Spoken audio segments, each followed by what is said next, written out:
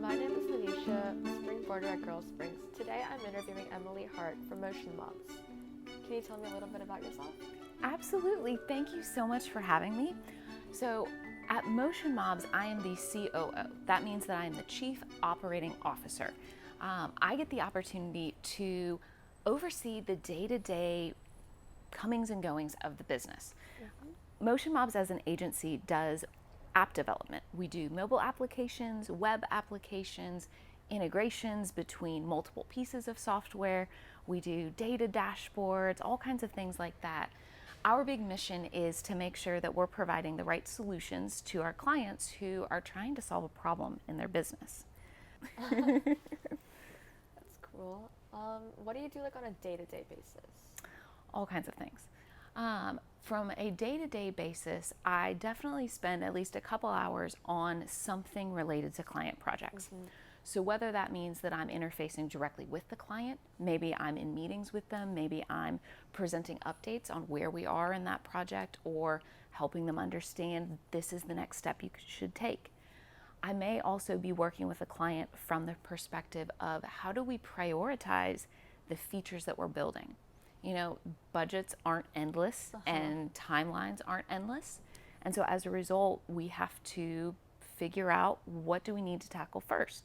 That should the client not have enough time, if a couple things have to get cut from that application, where do we start? And so I help them work through those questions of figuring out what's most important to them. And then I work directly with our team of developers. We have back-end developers, we have front-end developers, we have a project manager, and help them figure out what they're building to meet the needs of the client.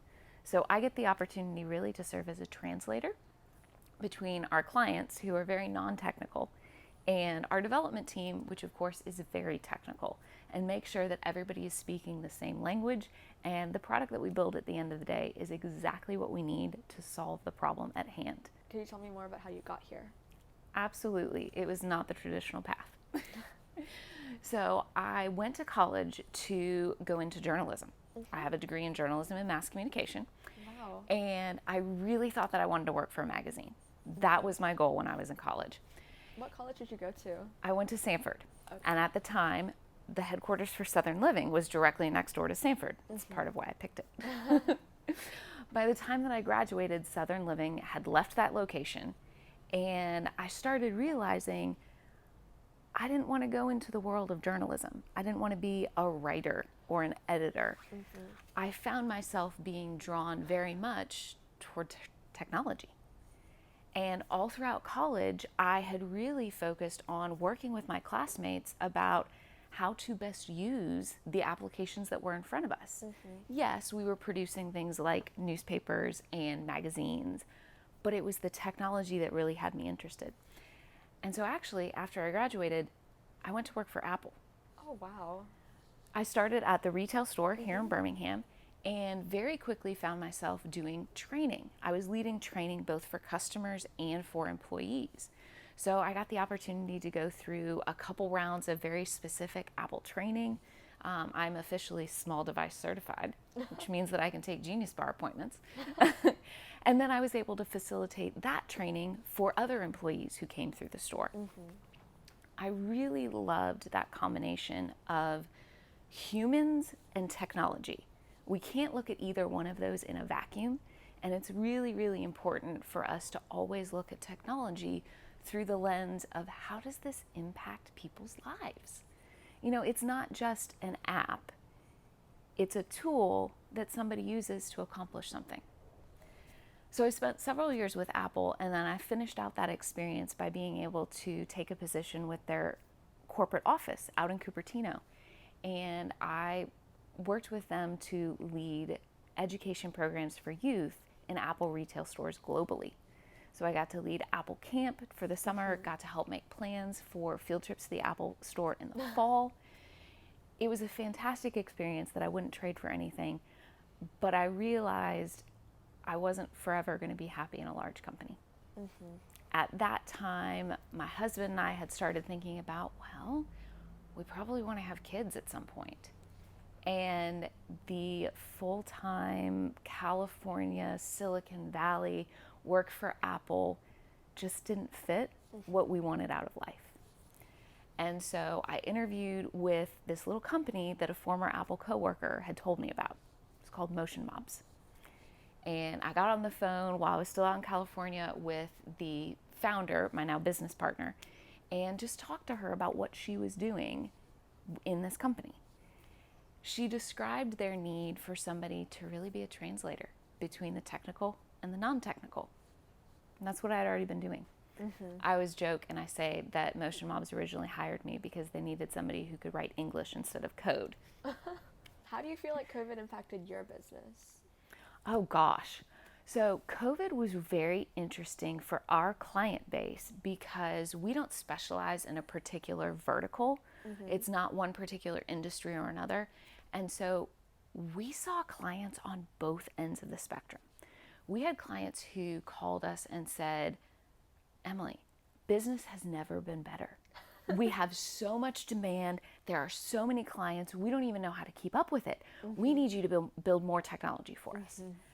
But we also had clients on the other end of the spectrum who said, we're not selling our product anymore. We're not selling our service anymore.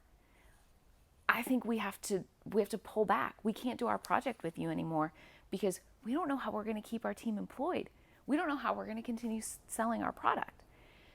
And so it was both exciting and also a little bit painful to see our clients come out of that pandemic so incredibly differently.